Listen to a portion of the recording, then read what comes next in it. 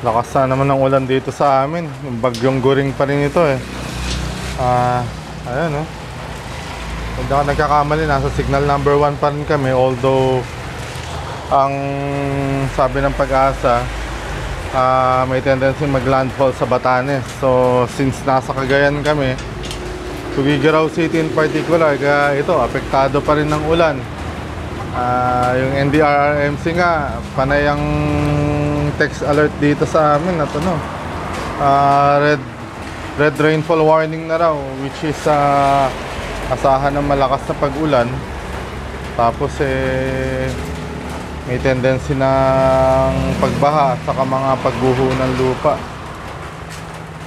But anyway, eto, since nandito lang tayo sa loob ng bahay ngayon, gagawin ko na rin pagkakataon para may share yung aking isa sa aking mga DIY na ginawa dito sa aking YTX. Eto siya. Kung makikita nyo, meron ako ditong parang aluminum na actually ginawa ko siyang crash guard. Crash guard, at the same time pwede na ring maging MDL, kabitan ng MDL ano, ating mini driving light, MDL bracket. So ito na nga, ang nangyari dito, meron lang ako nakuhang mga retasong ito, mga aluminum, tapos pinagpuputol ko, pinagkabit-kabit, ginamit ko lang yung aking imahinasyon. So yun, nakagawa tayo ng ating crash guard o kaya bracket ng ating mini driving light. Pero actually wala naman akong balak na magkabit ng mini driving light, kundi ano lang, eto, pang ganito lang, crash guard at saka at the same time pampaporma. So eto siya. Ayan, yung mga pinagkabit-kabit ko. Ayan, tapos eto, linagyan ko na lang ng mga rubber yung dulo para kahit papano presentable at saka magandang tingnan yung mga pinagputulan. Ayan. Dito rin, naglagay din ako ng rubber dito. Actually, ang ginawa ko dito, tsinelas eh. Tapos metal screw ang pinangkabit-kabit ko. Yan, para ma-assemble siya, metal screw. And then ito ang sikreto dyan. May mga sobra yan eh. Ayan oh, lumampas siya. So ginawa ko, nung una tsinelas lang na nakapalupot lang dito para lang matakpan niya, madisimula. Nakaisip ako, eto, yung mga takip ng mga yung resealable na ano, sa mga condiments. Hindi ako sure kung ito sa mantika or sa ano to, sa palaman. Basta yung nakapack siya, tapos ito nga, nai-re-reseal through this. Kaya ayun, ito na nagawa.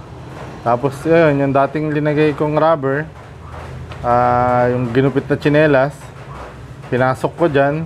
Tapos saka ko in-screw ulit dito. Ayan. Ayan, nai-screw na. So siya na yan.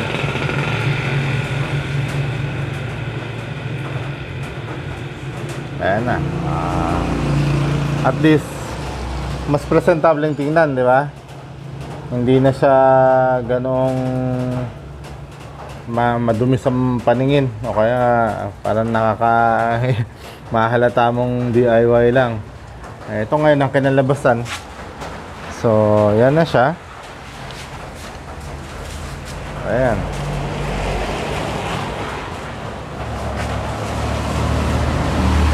Ayan na.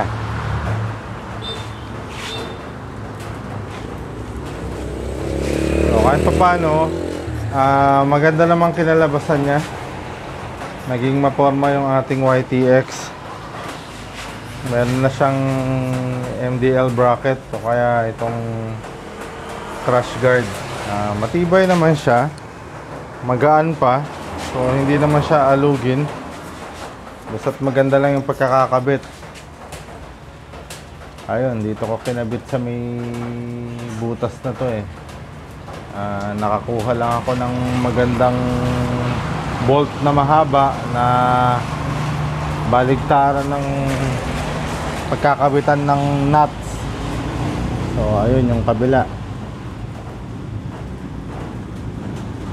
Ayun, tapos sukat-sukat na lang para tumama sa ano, tumama yung mga putol. Ito nga pala, meron pa akong merong welding daw. Meron pa akong dugtungan dito kasi yan nga kinapos. So kahit pa paano maganda naman tingnan, malinis naman siya. So ayan, dagdag forma pa rin. Ganda pa rin tingnan, no? Di ba? Ayan. So yun, pwede nyo rin gayahin to para sa dagdag forma ng ating YTX.